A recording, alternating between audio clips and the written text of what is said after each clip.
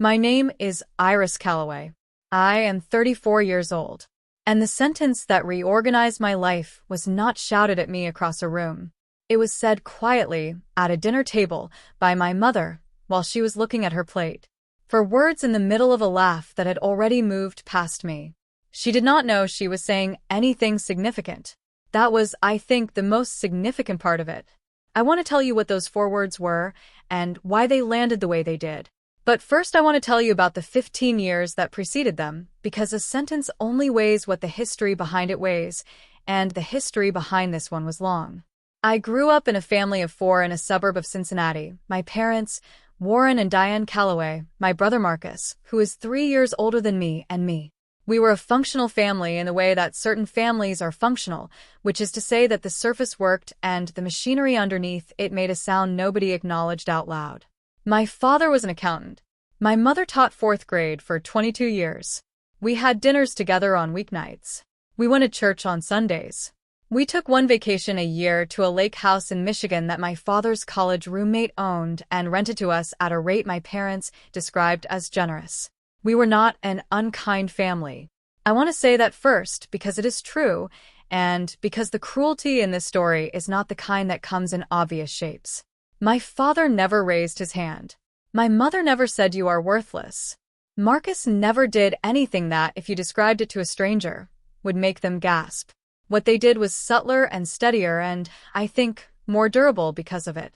The word for me, in our household, was sensitive.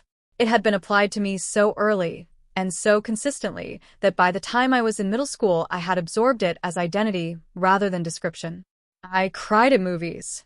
I felt things physically, embarrassment as heat in my face, disappointment as a specific pressure behind my sternum, anxiety as a tightening in my hands. I noticed when other people were uncomfortable before they said so. I remembered the exact wording of things people said to me years after they had forgotten saying them. These were, I would understand much later, forms of attunement. In my family, they were presented as a character defect that everyone was patiently tolerating. The jokes had started early. At dinner, on holidays, at family gatherings where cousins and aunts and my parents' friends were present. Marcus had a talent for finding the precise memory that would produce the most disproportionate reaction and naming it at the table. The time Iris cried at a dog food commercial. The time Iris asked to leave a birthday party early because the music was too loud. The time Iris spent 40 minutes in the bathroom at a family reunion because she had overheard something she wasn't supposed to and needed to compose herself before she could rejoin the group. These were offered as comedy. They were received as comedy. The table laughed. My mother smiled. My father shook his head in the fond way you shake your head at someone who cannot help being exactly what they are. I learned to smile at the jokes early. It was faster than defending myself and more efficient than explaining, and the one time I had done neither. I was 16, and Marcus had told the story of the bathroom at the reunion to a table that included 2 of my high school classmates who had been invited to Thanksgiving. I had been told afterward, gently but clearly by my mother, that I needed to learn to take a joke. That I was too sensitive.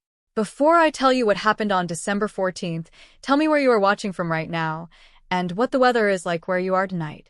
Is it the kind of evening where you are inside somewhere warm, listening to something that sounds like it might be about you? I want to know how far this story travels. To understand what I mean when I say those 4 words, reorganize my life, you need to understand what my life looked like in the years between that Thanksgiving at 16 and the December dinner at 34. Because if I am going to be accurate about what happened, I have to account for the full ledger, not just the wound.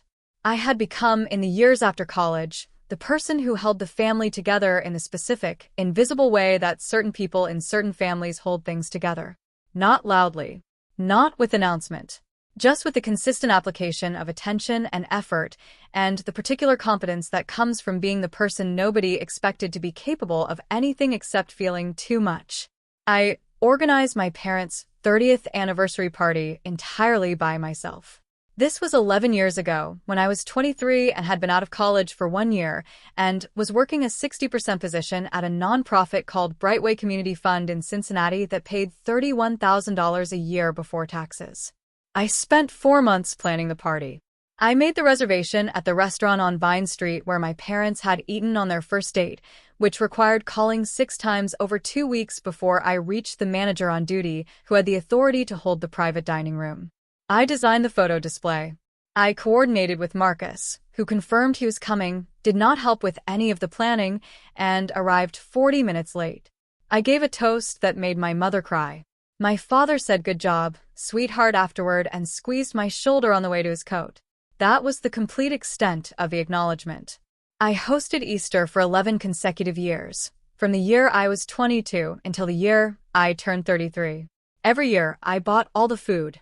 Every year, I tracked dietary needs. My father's sodium restriction, my Aunt Louise's celiac disease, diagnosed in March of the 4th year and requiring a complete menu restructuring with a separate gluten-free preparation station, Marcus's girlfriend Brianna's vegetarianism, which arrived in year 7 and required another full restructuring. I cleaned before everyone arrived and after everyone left. I began setup at 7:15 a.m. each Easter Sunday and finished cleaning at an average of 8:40 p.m. I kept the receipt folder in my kitchen drawer. 11 years of grocery runs, flour purchases, the occasional rental of folding chairs when attendance exceeded my apartment's seating capacity.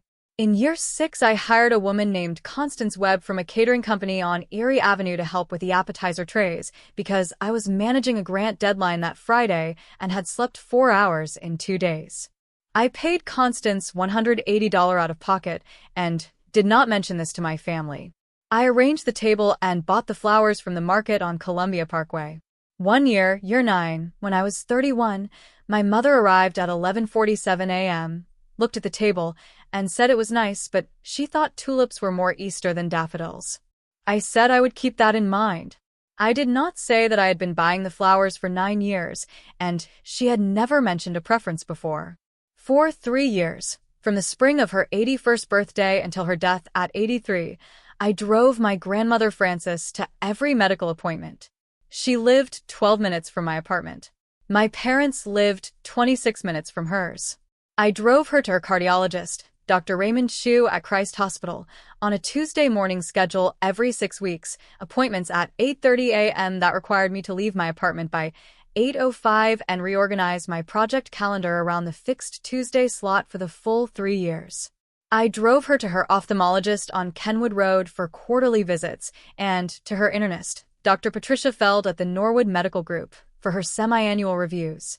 I waited in the waiting rooms with a book and my work laptop. I kept the appointment calendar in a small brown notebook, dates, arrival times, names of the nurses on each floor who were most responsive, medication changes noted after each visit.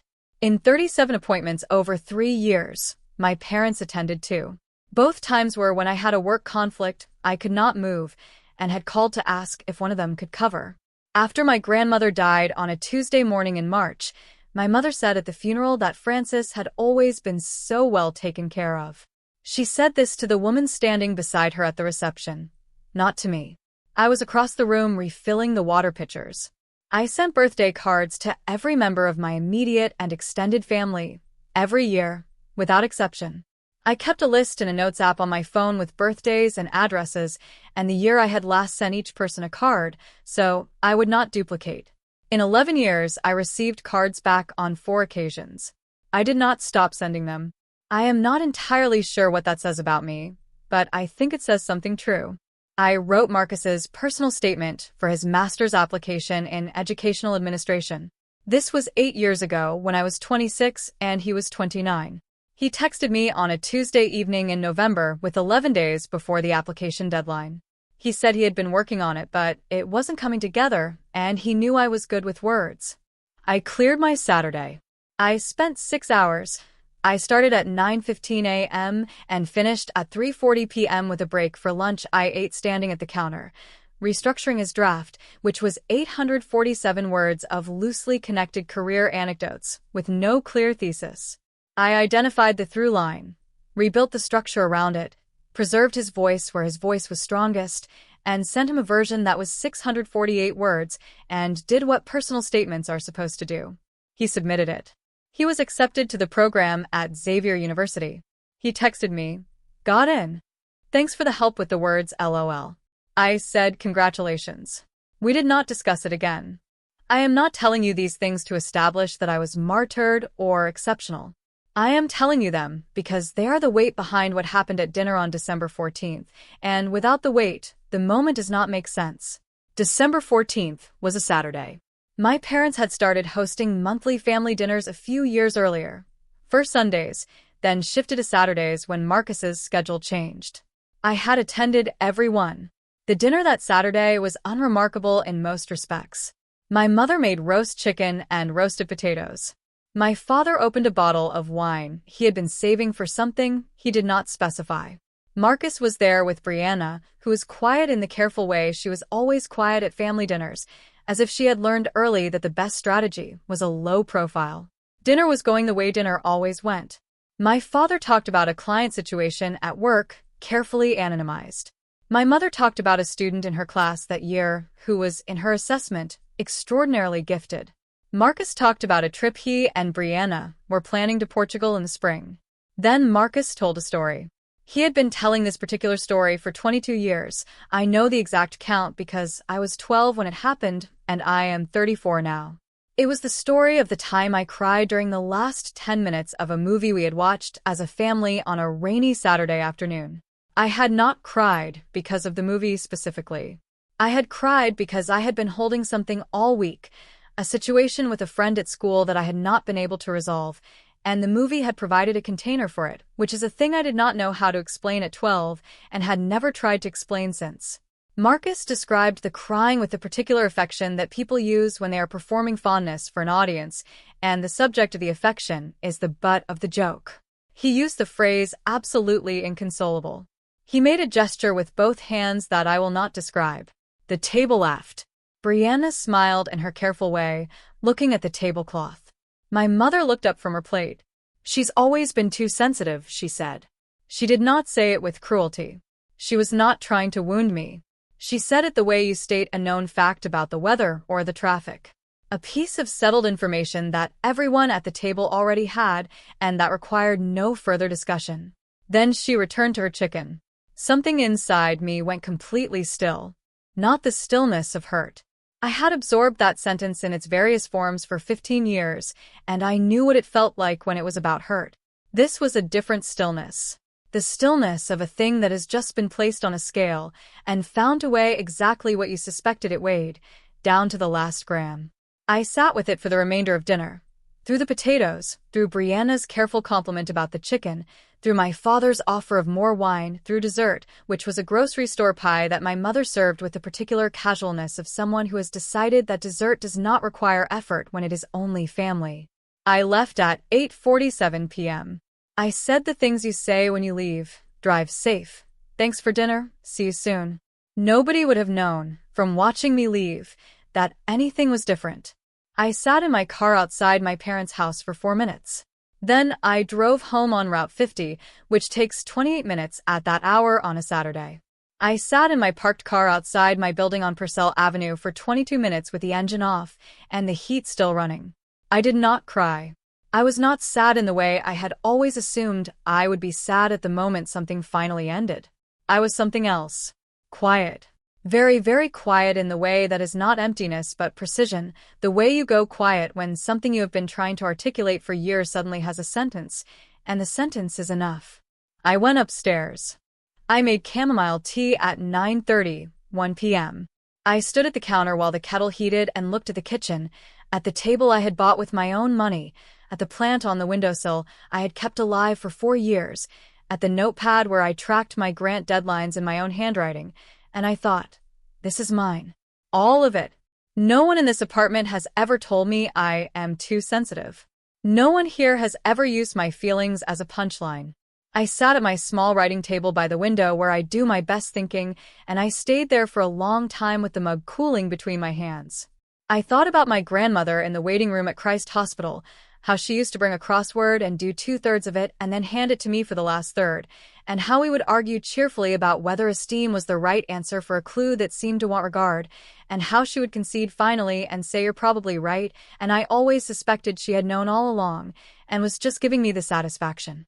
I thought about the 8:30 a.m. Tuesday appointments and driving home after them in the kind of easy silence that exists between two people who do not need to explain themselves to each other. She was the one family member who never called me too sensitive. She called me perceptive. I had held on to that word for 20 years. I thought about 11 Easters. The specific arithmetic of them. 11 years of grocery receipts in a drawer. 11 sets of tulips versus daffodils decisions made alone. 11 mornings that began at 7:15 a.m. and ended well after dark with the kitchen clean and the leftovers wrapped and the folding chairs returned. 11 years of making the occasion means something that nobody had asked me to make it mean, and nobody had noticed I was making it mean. I thought about 6 hours on a Saturday in November, rewriting a personal statement for a man who texted got in, and considered that sufficient. I thought about 47 funded grants with their dates and amounts in a running document, and about the fact that I had kept that document because it was the only record that proved the work had existed. I thought about the birthday list in my Notes app with its careful records of addresses and years. 4 cards returned in 11 years. I had kept sending. I thought about the word always. She's always been too sensitive. The permanence of it. The way always is not a description. It is a verdict. The way it closes a door and locks it from the outside and hands the key to everyone at the table except the person it describes. I thought, I've been arriving at this table my entire adult life with something I wanted to offer. And the table has been telling me, consistently and without malice, that what I am is the problem. Not what I do. Not what I fail to do. What I am, at the level of feeling, at the level of noticing, at the level of the specific and indelible attunement that had always been the thing I most reliably was. I did not make a decision that night in the way that decisions feel like decisions, arriving with clarity and purpose, and the specific sensation of choosing. It was quieter than that. More like a door that had been swinging for years finding its natural position closed. I went to bed at 11:14 p.m. I slept 8 hours, which I had not done on a Saturday night after a family dinner in years. I noticed this when I woke up. I lay in bed for a few minutes noticing it. I did not go to the January dinner. I did not call to cancel or explain. I sent my mother a text at 3:14 p.m. the day of, can't make it tonight. Work deadline. Talk soon. This was partially true. There was a grant application due that Monday for a $147,000 community development funding cycle that my organization was applying for, and I had been working on it over the weekend. But I would have found a way to attend the dinner if I had wanted to attend the dinner, and I did not want to attend the dinner, and I was finally, at 34 years old, allowing that to be a complete and sufficient reason. My mother texted back, "Okay, honey, we'll miss you. See you next month."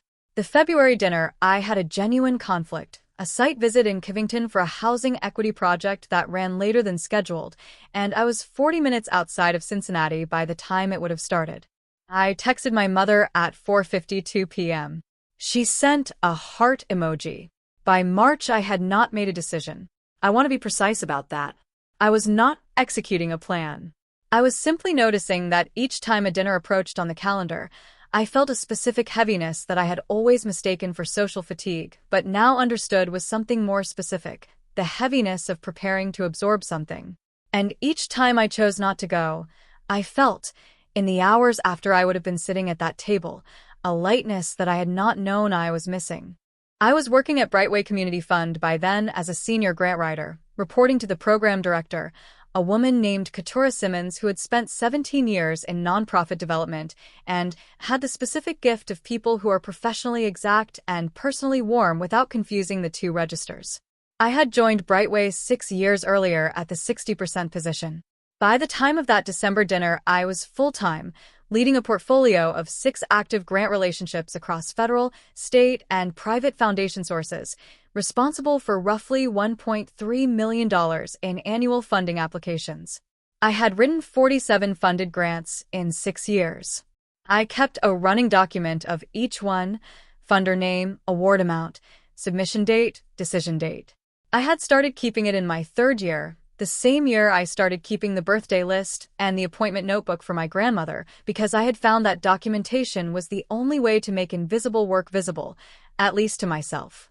In the 3rd week of February, 5 weeks after December 14th, Katura stopped by my desk on a Thursday afternoon while I was proofreading a federal housing equity report due February 28th and said, without preamble, that I seemed different lately. More settled. She asked if anything had changed. I said I had been doing some thinking about where I put my energy. She nodded the way she nods when she understands more than what has been said and does not need to confirm it out loud. Then she told me the federal report looked clean and went back to her office. I sat for a moment after she left, thinking about the phrase, more settled. I wrote it in the margin of my notepad.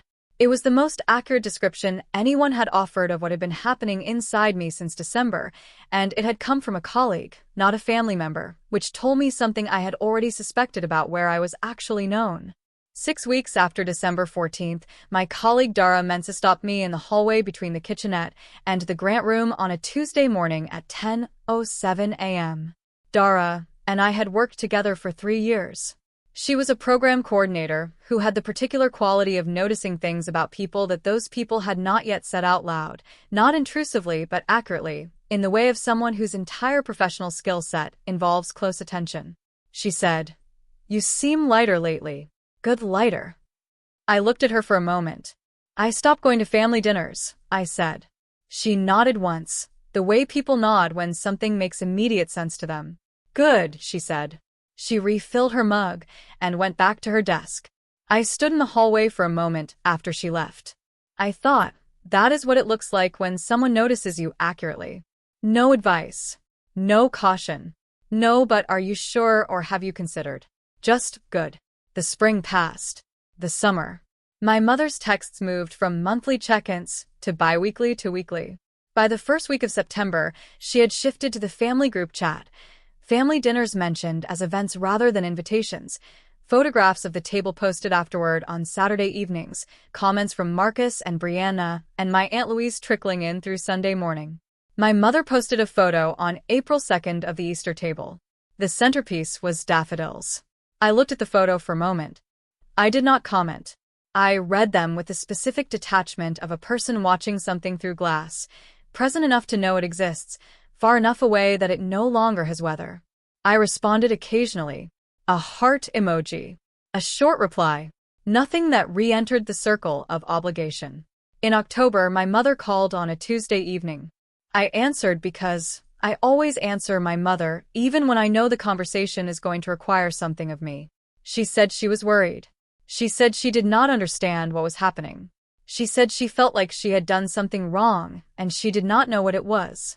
I said, "Mom, I've been stepping back from the dinners for a while. It's been a decision I've needed to make." She said, "But why? We're family. We love you." I said, "I know you do. Then what is it?" I sat at my writing table by the window. The street outside was dark, October dark, the specific darkness of a season changing direction. I said, "For as long as I can remember, when I have needed something or felt something or shown something, the response in this family has been that I am too sensitive. That is how my feelings have always been received, not as information, as a character flaw. And I have spent a lot of years absorbing that and showing up anyway and doing the things that needed doing, and I have decided I am not willing to keep doing that in exchange for a place at a table where that is the standing explanation for me." She was quiet for a moment. Then she said, "That's not what we meant." "I know it isn't," I said. "That's what I mean when I say I'm not angry. I believe you. But something doesn't have to be meant to be true in its effect. And the effect has been true for a long time." She asked if I would come to the December dinner. I said I did not think so. "Not yet." She said she didn't know what to do with that. I said I understood. I said I loved her. I said goodnight. I made tea. I sat with the cooling mug at 10:34 p.m. I looked at the street outside, where the October dark had settled, and the neighbor across the way had left their porch light on. I had lived on Purcell Avenue for 4 years. I knew which neighbors left their lights on late. I knew the sound of the building's elevator at night, the particular creak of the third-floor landing. I knew this life precisely and completely. My family did not know a single detail of it. I did not feel victorious. I did not feel vindicated. I felt the specific tiredness of someone who has said, plainly and precisely and for the first time, something that has been true for 15 years and now has to live in the space that the saying of it creates. That space is not comfortable, exactly, but it is honest. And I had come to understand in the months since December that honest and comfortable are not the same thing, and that I had been choosing comfortable for so long I had forgotten that honest was an option. By the time 18 months had passed since December 14th, by the June of the following year, I had missed 23 family dinners. 23 invitations, tracked in the same notes app where I kept the birthday list, dates, delivery method, whether I had replied. I had sent no money for Easter. I had contributed nothing to the anniversary dinner Marcus and Brianna organized for my parents on May 11th of that spring, the first anniversary celebration I had not planned or funded or attended in 11 years. I received a photo of the restaurant table in the family chat afterward. The centerpiece was, I noticed, generic, a florist arrangement, not specific to the occasion. Nobody had thought to make it specific. That had always been my job, and without me doing it, it simply was not done. I was not punishing anyone. I was simply no longer providing what I had always provided without being asked, and the absence of it was visible in the way that infrastructure is only visible when it stops working. My mother called on June 4th, 14 months after October's call. It was a Wednesday evening. She called at 6:18 p.m. while I was making dinner, and I turned the burner down and sat at my kitchen table to answer. She said she had been doing some thinking. She said she wanted to understand better. She said she had been talking to someone, a therapist at a practice in Hyde Park, for the past 5 months who had been helping her think about patterns in how she communicates. She said this carefully, in the tentative way of someone who has worked hard to arrive at a sentence and is not certain how it will land. I had not expected this. I want to be honest about that. I had expected the call to be another version of I don't understand or we're your family, and I had prepared, in the way I always prepare, for the thing I anticipated. This was not the thing I had anticipated. I said I was glad she was doing that work. She said, I don't think I understood how often we use that word. I did not rush to fill the silence. She said, too sensitive. I don't think I understood what it was doing. I said, it told me that my feelings were the problem, not the situation, Not the dynamic. just me and whatever I was made of. She was quiet for a long time. Then she said, I'm sorry, Iris. 2 words. Unqualified. No but following them. No explanation softening them.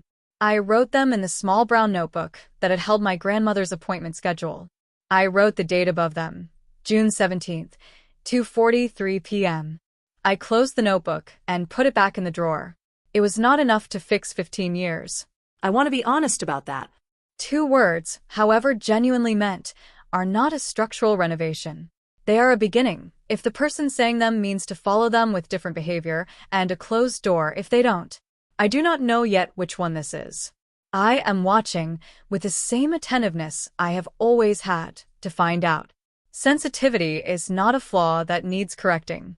Some families confuse a person's quietness with permission. I did not stop coming to dinner because I was too sensitive.